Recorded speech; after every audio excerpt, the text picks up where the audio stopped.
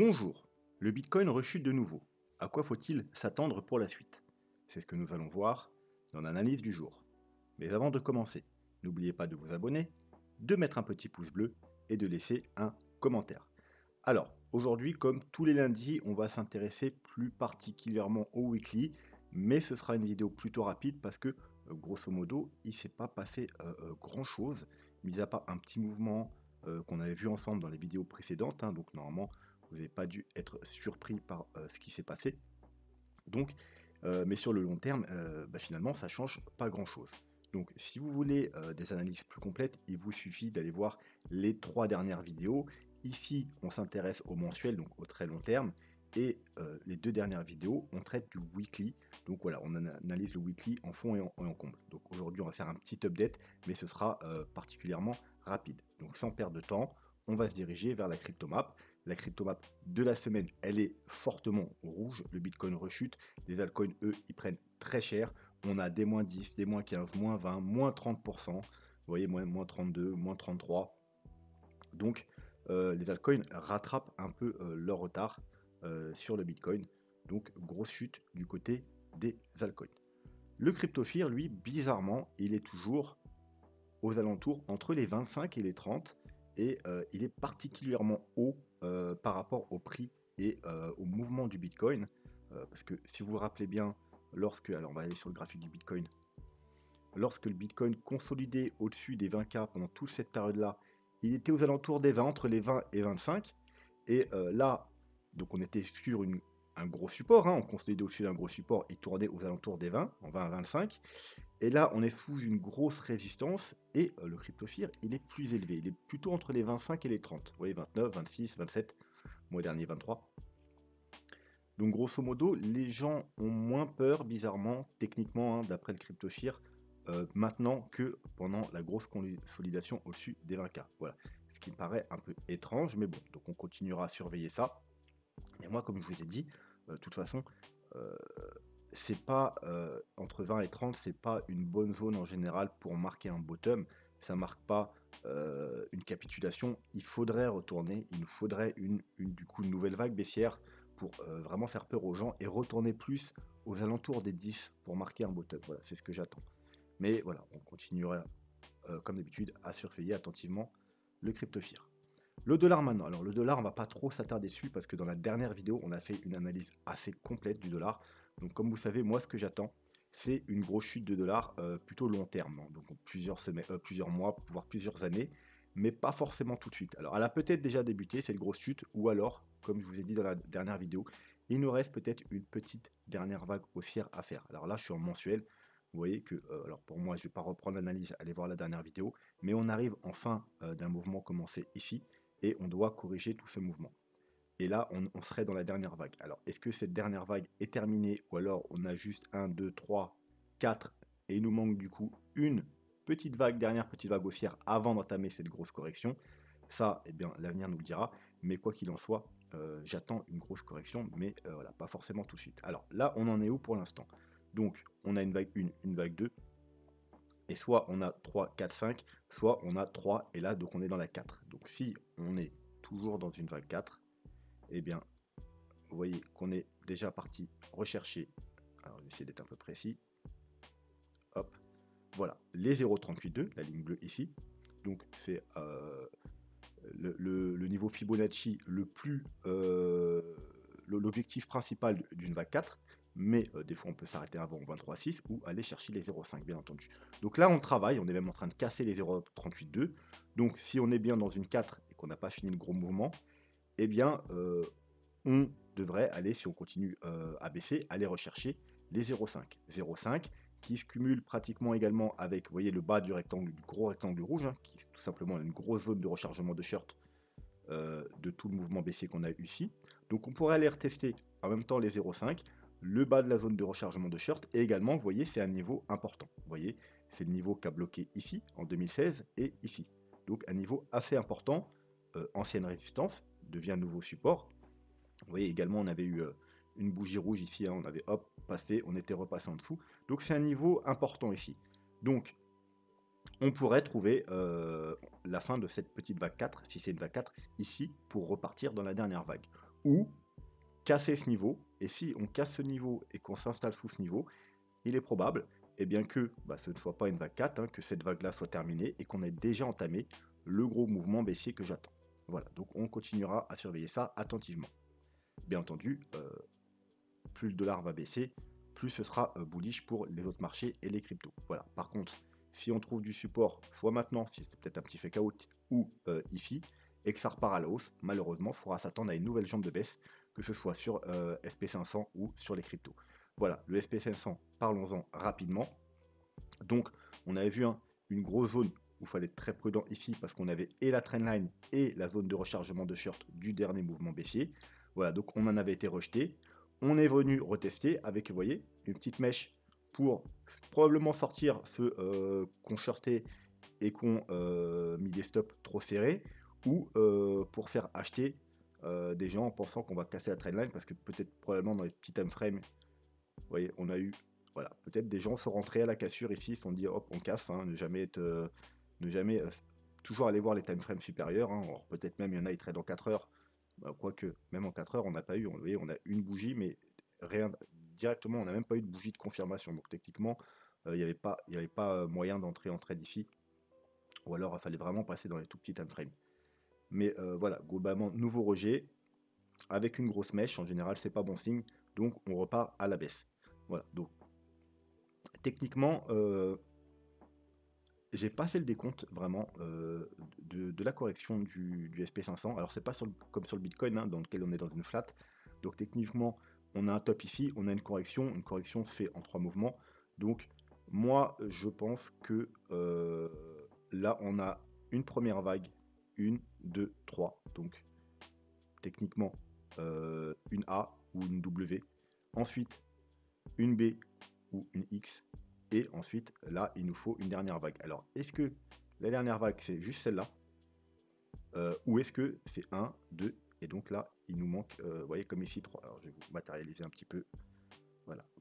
Alors, on va appeler ça ABC, mais c'est potentiellement des WXY. C'est juste pour voilà, vous montrer correction en 3 temps. Donc ça, ce serait la première vague. Allez, on va dire que c'est une WXY, même si c'est potentiellement pas une. Voilà, donc ça nous ferait une W, une X, et donc on attend une Y, je vais la mettre d'une autre couleur, je vais la mettre en rose. Voilà. Et donc A, B, C, parce que vous savez qu'une WXY c'est formé de double ABC. Et donc, hop, là on aurait déjà la A, la B, et donc la C. Voilà, pour finir ce mouvement. Alors, on pourrait s'arrêter en double bottom ou même en tronqué. Mais techniquement, on a plus de chances quand même d'aller faire un nouveau plus bas. Parce que voilà, quand on a une ABC classique, on va casser la vague C casse la A. Et on pourrait s'arrêter par exemple, vous voyez, sur la petite trendline. Alors là, vous savez qu'on a la trendline haussière, et là, on pourrait avoir une trendline également baissière pour former une sorte de falling wedge, ou pourquoi pas une sorte de triangle bizarre. Et bref, on pourrait voilà, aller rechercher justement ce niveau-là pour terminer la vague C et la WXY. Serait plutôt harmonieux. Voilà, donc vers les 3300 quelque chose. Alors, on va voir si ça correspondrait à quelque chose. Et effectivement, regardez, alors on va se mettre une ligne. Hop. Voilà, vous voyez, ça correspond à la résistance qu'on a eu là, en 2020. Et vous voyez, on a travaillé ce niveau-là, support, résistance ici. Donc un niveau important. Donc si on devait avoir une vague baissière et un nouveau plus bas, on pourrait effectivement s'arrêter là. Avant, pour terminer cette correction. Après, si on casse ces niveaux-là, malheureusement, on irait sûrement beaucoup plus bas. Voilà. Donc maintenant, on va aller voir le Bitcoin. Donc le Bitcoin va commencer rapidement par le daily, sans grande surprise. Vous saviez qu'il y avait des niveaux importants, c'est-à-dire les 0,382 et les 0,5. Bien entendu, il y avait également la zone de rechargement de short, mais comme je vous ai dit, on va probablement pas l'atteindre, tout simplement parce que avant la zone de rechargement de short, il y a cette énorme résistance, l'ancien support qui a duré quand même juste avant cette période, qui a duré 5 mois, donc un gros support. Je vous rappelle aussi que c'est également aux alentours du dernier top du bull run. Donc c'est un niveau extrêmement important, aux alentours entre les 18 et les 20 000 $. Donc Je m'attendais pas à ce qu'on aille rechercher cette zone-là, ou alors une mèche très rapide. Quoi qu'il en soit, je vous avais dit attention, déjà, il faudra casser les 0,38,2. Donc, on a été au 0,38,2, on a une première mèche de rejet, puis on a cassé pour aller essayer de rejoindre ce niveau. Vous voyez, on l'a même pas atteint. Et une grosse mèche de rejet, on repasse en dessous les 0,38,2. Donc finalement, c'est en clôture de bougie, c'est les 0,38,2 qui ont fait barrage. Et on a, avec une mèche, on est pratiquement recherché les 0,5, mais pas tout à fait. Pourquoi? Il y avait tellement de pression vendeuse ici qu'on n'a même pas réussi à atteindre les 0,5. Pourquoi il y avait de la pression vendeuse? Eh bien, parce qu'il y avait énormément de gens qui attendaient ces niveaux. Déjà, il y avait tous ceux qui sont rentrés en trade ici, en longue, et qui n'ont pas mis le stop, ou peut-être un stop très large. Et une fois qu'on a cassé et qu'on a consolidé en dessous la résistance, se sont dit, ok, si on revient là, si on fait un pullback, je sortirai de mes positions. Voilà, j'avais pas mis le stop, mais là, voilà. Donc il y a des gens qui étaient en trade ici, vers ces niveaux-là. On est revenu très proche de leur point d'entrée. Ils ont dû sortir pour sécuriser, voilà, au cas où on a une rechute et qu'on aille beaucoup plus bas. Il y a également ceux qui attendaient cette zone tout simplement pour shorter. Hein. Ancienne résistance devient, ancien support devient grosse résistance, donc c'est un très bon niveau de short. Et il y a également ceux qui peut-être compris des shorts dans cette zone-là, dans cette zone-là, dans cette zone-là, et en revenant vers là, qui ont peut-être pris des profits au cas où on casserait en haut. Bref, il y avait énormément de monde qui attendait ici. Il y avait ceux aussi qui ont shorté tout simplement, qui ont pris des profits comme moi de la hausse ici. Il y en a des gens sont rentrés en trade, hein, comme moi, peut-être vous également qui regardez les vidéos. Vous êtes entré ici ou à la cassure ici, et vous avez pris vos profits dans cette zone-là. Hein. C'était la meilleure zone de profit à prendre. Cette zone-là. Tout simplement parce que c'était là où il y avait le plus de chances d'être rejeté. Donc voilà, il y a toutes ces personnes-là qui ont en gros vendu du coup ici, hein, parce que quand vous prenez des profits sur un long, ben, vous vendez. Il y a ceux qui ont clôturé leur long, donc vendez aussi, et il y a ceux qui ont pris des shorts qui ont vendu aussi. Donc voilà, donc ce mouvement s'explique tout simplement par ceci. Voilà, donc moi mon trade, je vous rappelle, moi mon trade, je l'ai pris ici, ici. Je vous avais dit que je prendrais des profits ici et ici, sur les 0,5. Malheureusement, on n'a même pas atteint les 0,5. Donc moi, j'avais un ordre ouvert à 18 400 exactement pour prendre mon deuxième palier profit. J'étais pas devant l'écran, donc j'ai pas eu le temps, vu que c'était une mèche même en 4 heures. Hein, vous voyez, c'était une mèche très rapide.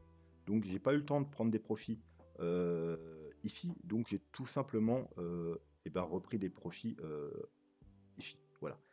Quand cette mèche-là a clôturé et que j'ai vu, vous voyez, ça c'est jamais très beau, hein, une grande mèche de rejet comme ça, une bougie comme ça, une petite bougie avec un grand corps, alors c'est bullish ici en bas, quand c'est en haut, c'est très mauvais. Donc voilà, j'ai pris des profits là, et du coup, au lieu de prendre mes deuxièmes profits là, bah, je les ai repris là. Voilà. Donc je suis encore dans le trade, hein, il me reste encore, je crois, 20, 30% au cas où. Mais voilà, j'ai pris déjà 70% de profit du coup sur le trade que j'ai pris ici. Et bien entendu, mon stop est au point d'entrée depuis très longtemps, ça je vous l'avais dit. Donc voilà, même si on devait baisser, j'aurais quand même pris pas mal de profit. Malheureusement, j'ai pas eu cette petite zone-là parce que on l'a pas atteint et ça a été trop rapide pour que je prenne des profits.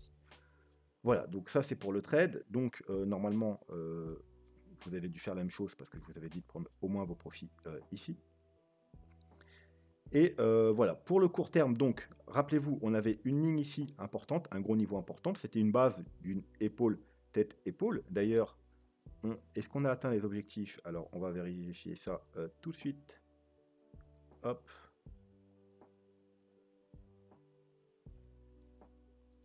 Hop, on a atteint les objectifs de l'épaule, tête, épaule. Voilà, donc c'est également ce qu'on joue l'épaule, tête, épaule. Vous avez dû également prendre vos profits, voire clôturer vos trades, parce que tout simplement, on a atteint parfaitement l'objectif de l'épaule, tête, épaule. Et du coup, bah, malheureusement, maintenant, regardez ce qui se passe. Donc, on rechute. On est en train de recasser cette gros niveau assez important. On recasse. Pullback. Vous voyez, là, on pullback. Et bah, là, on repart à la baisse. Donc, là, pour l'instant, c'est plutôt mauvais signe. Hein. On n'est pas censé recasser ce support. Donc on le casse, on fait un pullback et pour l'instant c'est rejeté. Donc pour l'instant c'est plutôt baissier. Voilà, c'est plutôt baissier et il n'y a rien de bullish pour l'instant dans ce que je vois. D'ailleurs tout ce mouvement-là, la tête qu'il a ressemble plus à une distribution. Je vous avais dit que à chaque fois qu'on arrive sur un potentiel bottom, on va soit construire et qu'on consolide, on va soit construire une accumulation, soit une distribution. Là, ça ressemble plus à une distribution avec même une sorte de spring qui a été fait ici. Vous voyez, on distribue, hop, on fait un spring pour voilà, sortir les gens, et hop, puis je verrais plus qu'on repart à la baisse. Mais bon, quoi qu'il en soit, pareil, si on regarde les indicateurs, hop, en daily, hein, toujours en daily. Vous voyez, ici, on a une avertissement baissier sur le stock RSI, donc sur cette bougie-là. Et là, on est en train d'avoir la confirmation sur le MACD. Alors, la journée n'est pas clôturée, mais voilà, si on clôture comme ça, on aurait la confirmation baissière. Si par contre, on se reprend, qu'on annule, ou alors que même on a juste une bougie rouge, vous voyez, et que dès demain, on repasse au-dessus de ce niveau important et qu'on recroise, bon, il est possible que ce soit juste un fake out, mais pour l'instant, en daily, c'est plutôt baissier et il faudrait plus s'attendre à continuer la baisse. Voilà, maintenant, on va aller voir le weekly. Donc, le weekly, il n'y a pas grand changement, hein. On va aller voir 2-3 indicateurs, mais vous verrez qu'il y a, c'est toujours pareil, on est toujours baissier en attente de confirmation haussière. Donc, on est toujours sous cette grosse résistance par rapport au récit, donc une trendline baissière. Donc, passer au-dessus, ce serait un très joli signal haussier.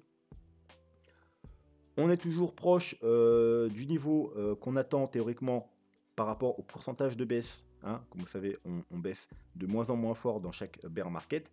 Donc, si on s'en tient à cette évolution, théoriquement, ce coup-ci, on devrait avoir entre 77 et 82. On a déjà atteint les 77. Les 82, ils sont aux 12 600 $. Voilà.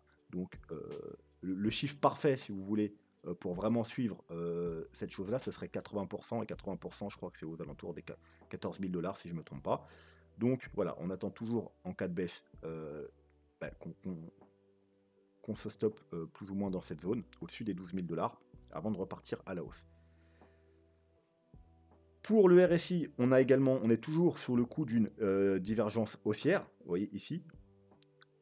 Ici, on a fait un plus bas, là, on a fait un plus haut. Pas validé, bien entendu. Pour valider, il faudra casser ce niveau-là, la base de la divergence. Hop là, on va mettre d'une autre couleur, en blanc.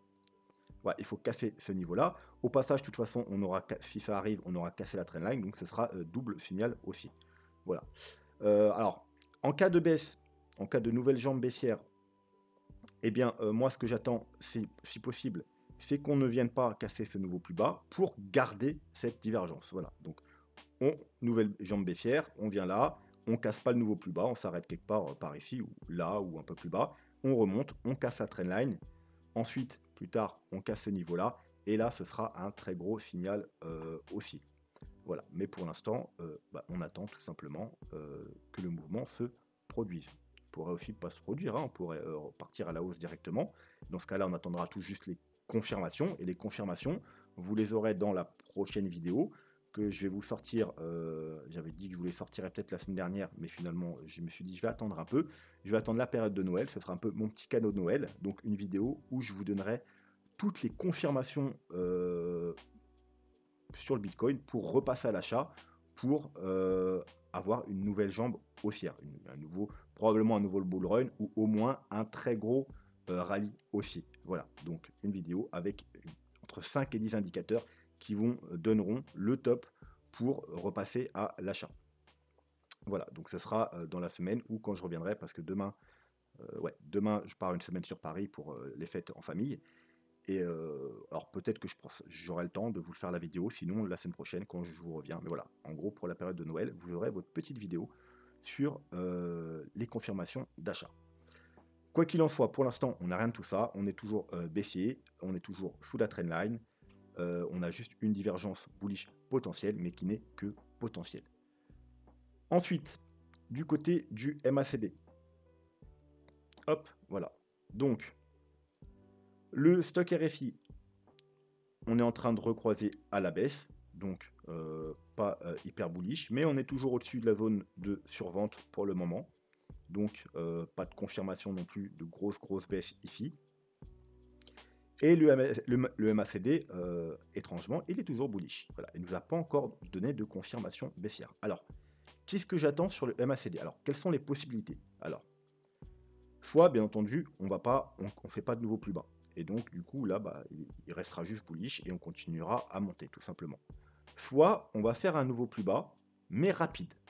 Voilà, une sorte de mèche assez rapide pour repartir à la hausse. Donc, il est probable que ça n'affecte pas le MACD et qu'il reste bullish. Voilà, il est passé bullish ici et qu'en fait, on est bullish et que là, c'est juste du bruit et que un petit fake out, juste un petit piège baissier et que en fait, on est déjà bullish.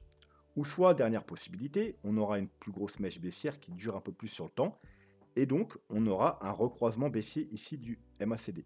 Et là, ce que j'attends, bah, c'est tout simplement, vous voyez que on est quand même on est quand même monté pas mal hein, sur le MACD, alors que là on est baissier, hein, et je pense que si on a une nouvelle jambe baissière, eh bien ça nous donnera, comme sur le RSI, une très belle divergence haussière, c'est-à-dire que là on va croiser, mais vous voyez qu'on a de la marge.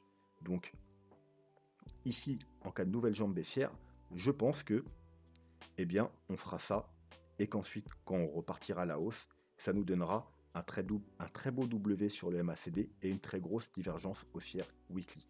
Voilà. Donc, chute très rapide, eh bien, le MACD bougera probablement pas, ce qui veut dire que pour le MACD, là, c'était le bottom, et le reste, c'est juste du bruit. Une chute un peu plus importante et un peu plus longue, surtout sur le temps, c'est le temps qui va importer surtout, eh bien, on aura le croisement baissier, donc la confirmation baissière, et probablement par la suite, un très beau W et une très belle divergence haussière. Mais voilà, on continuera donc à surveiller ça attentivement. C'est un peu les deux scénarios que j'attends pour le MACD. Ensuite, coup d'œil rapide à Ishimoku, pour finir, je pense. Donc Ishimoku, un weekly toujours. Non, avant ça, bon, on y reviendra après. Mais voilà, on va faire rapidement Ishimoku. Donc voilà, vous avez dit attention, on fait attention dans ce niveau-là et vous voyez que le rejet niveau Ishimoku, il a été parfaitement fait au pixel près sur la Tenkan. Voilà, tout simplement la Tenkan qu'on n'arrive pas à passer. On a fait petit fake out ici, une mèche ici, un petit fake out ici, et là on a été pile poil rejeté sur la Tenkan. Donc toujours très baissier en weekly sur le Ishimoku. On est sous le nuage, sous la Kijun, sous la Tenkan. La lagging span est sous le prix. On est totalement baissier. Voilà, donc dans un premier temps, ce qu'on attend, c'est de passer au-dessus de la Tenkan, donc des 18 400 $, et de s'y installer et de confirmer la cassure, puis la Kijun, qui sera un très joli signal haussier, et ensuite, l'ultime confirmation se fera quand la lagging span, vous voyez d'ailleurs qui a été pratiquement rejetée par la petite bougie du prix ici, repassera au-dessus du prix. Voilà, pour l'instant, on n'a rien de tout ça, on est toujours baissier. Et pour finir, on va aller...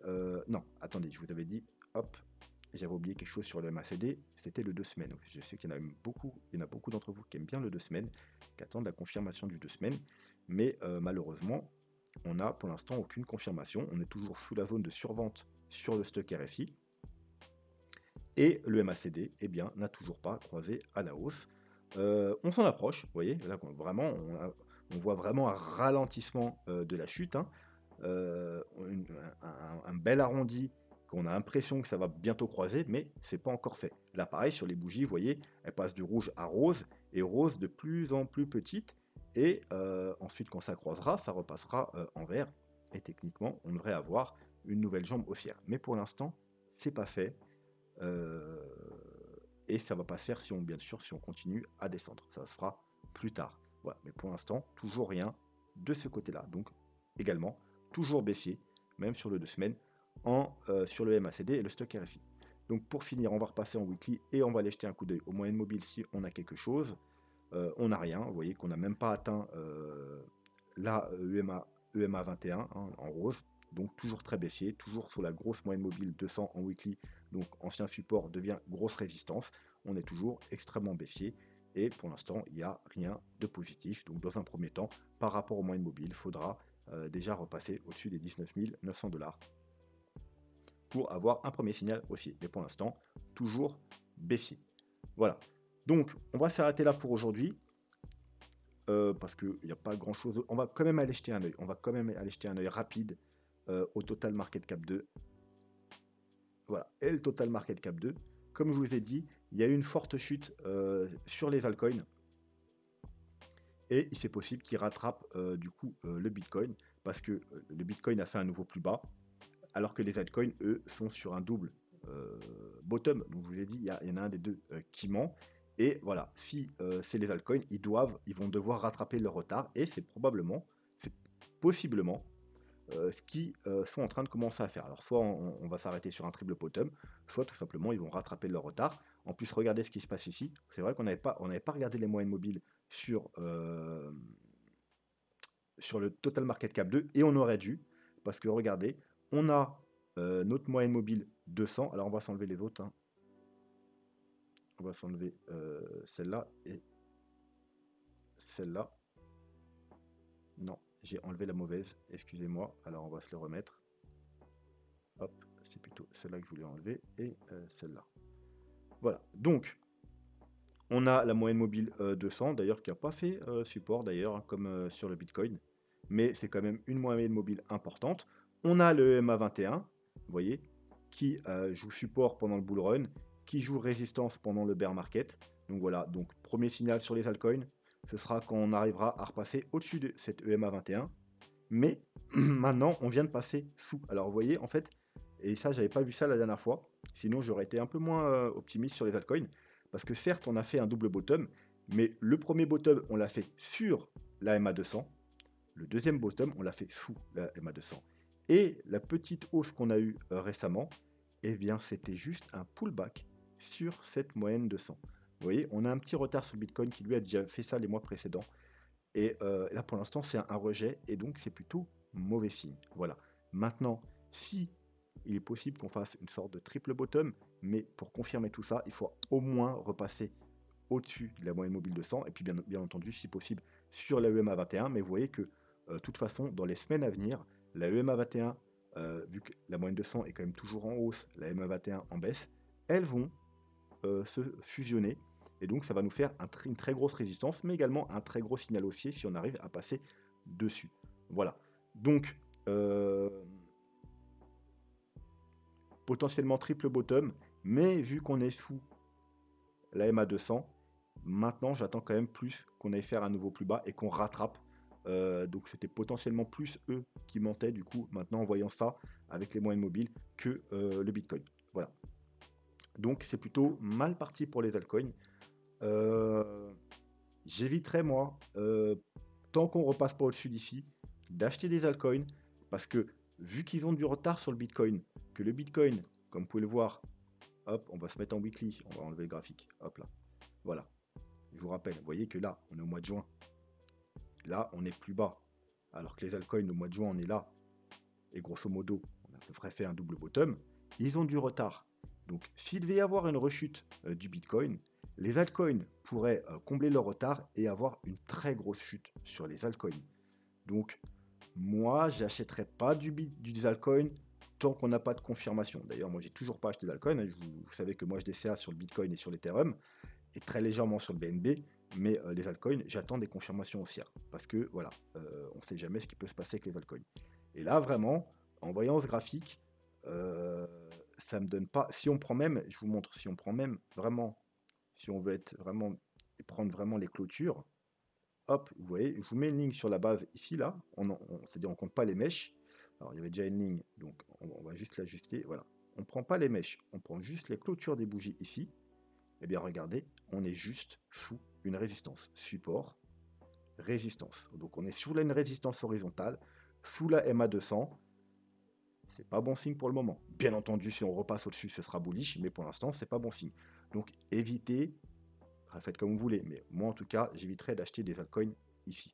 Voilà, parce que si le Bitcoin devait faire une grosse jambe baissière, il y aurait des très grosses chutes sur les altcoins. Voilà, parce qu'on casserait un très gros support. Je vous rappelle ce niveau-là, vous voyez, hop, on remonte. C'est le top du dernier bull market. Et au pixel près là, hein, vous voyez, j'ai réajusté la ligne, et bien regardez, c'est vraiment un très gros support. Et malheureusement, pour l'instant, on est en dessous. Donc c'est une très grosse résistance. Donc soyez très prudents sur les altcoins, encore plus que sur le Bitcoin. Voilà, on va s'arrêter là pour aujourd'hui. Donc, prochaine vidéo, comme je vous ai dit, ce sera... Alors, je vous ferai peut-être un petit update rapide, si j'ai le temps, petite vidéo de 10 minutes dans la semaine, mais prochaine grosse vidéo, ce sera sur les confirmations haussières pour repasser à l'achat du Bitcoin. Voilà, même si ce sera que dans plusieurs semaines ou plusieurs mois, au moins, peu importe quand ça arrive, eh bien, vous aurez la vidéo. Vous aurez juste à la mettre de côté, à y revenir de temps en temps, et comme ça, vous pourrez rapidement passer à l'achat quand le moment sera venu. Sur ce, je vous souhaite une très bonne soirée, je vous souhaite des très bonnes fêtes, un joyeux Noël si on ne se revoit pas d'ici là, et je vous dis à bientôt. Tchuss.